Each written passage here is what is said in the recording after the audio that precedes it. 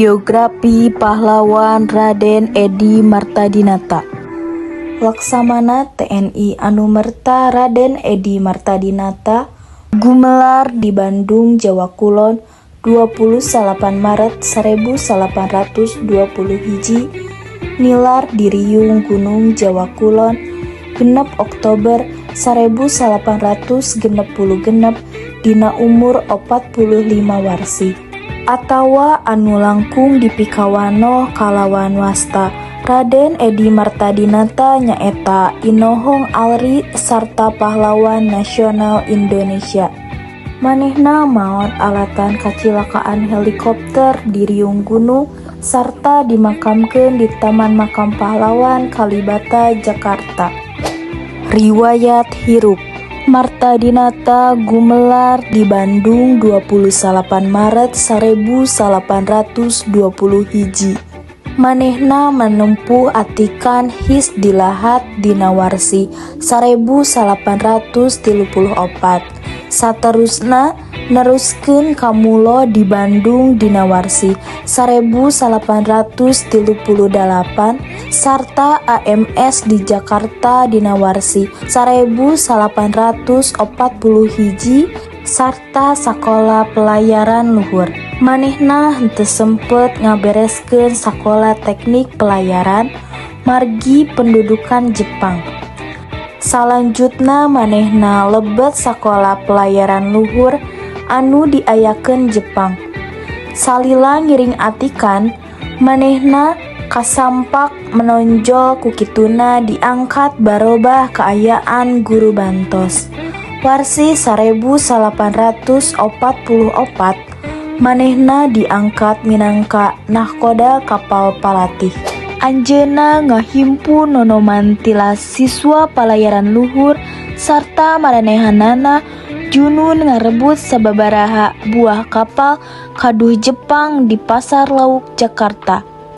Salanjutna maranehanana ngawasa sababaraha kantor di Ujung Priok sarta Jalan Budi Utomo, Jakarta.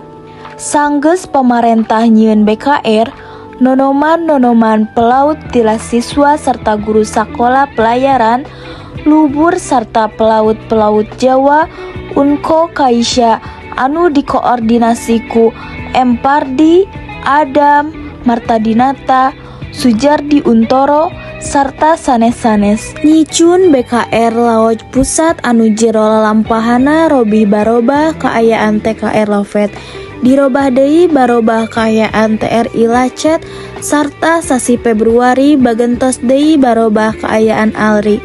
Watak saenggeus boga peran utama dina kamardikaan RI dina tahun 1858, R.E. Martadinata dipercayakeun ku pamarentah minangka Kepala Staf Angkatan Laut Republik Indonesia. Anjeunna parentah Angkatan Laut pikeun dua istilah 1858 nepi 1866. Nalika ngajabat dina eta jabatan, R.E. Martadinata dipikawanoh minangka pamingpin anu sifatna terbuka, tegas jeung disiplin. Anjeunna sukses ngawangun Angkatan Laut sareng ngalaksanakeun tugas operasional militer. Karir hiji, guru ngabantosan sakola pelayaran luhur. Ijazah SPT. Anjeunna masihan kasempatan pikeun damel salaku asisten guru di sakola. Anjeunna katelah guru anu Jember pemikiran sareng pandangan. 2. Juragan kapal prestasi Edi salaku asisten guru di SPT ngamungkinkeun manehna ngahontal cita-citana. Anjeunna dibere kesempatan pikeun marentahkeun kapal latihan Dai 28 Sakura Maru. Tanggal 1 September 1944, Edi Martadinata mimitina ngalaksanakeun tugasna salaku kapten. Ragrag salaku pahlawan tanggal 6 Oktober 1966, R.E. Martadinata milu kegiatan di wewengkon Riung Gunung. Penerbangan di Jakarta ka Riung Gunung anu dipilikeun ku Letnan Marinir Willy kahirupan lancar.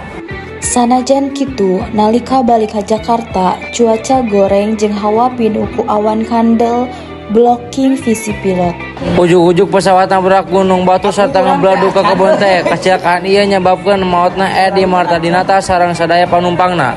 Tanggal 7 Oktober 1966 Pelayan Edi dimakamkeun di Markas Angkatan Laut jeung dimakamkeun di Taman Makam Pahlawan Kalibata.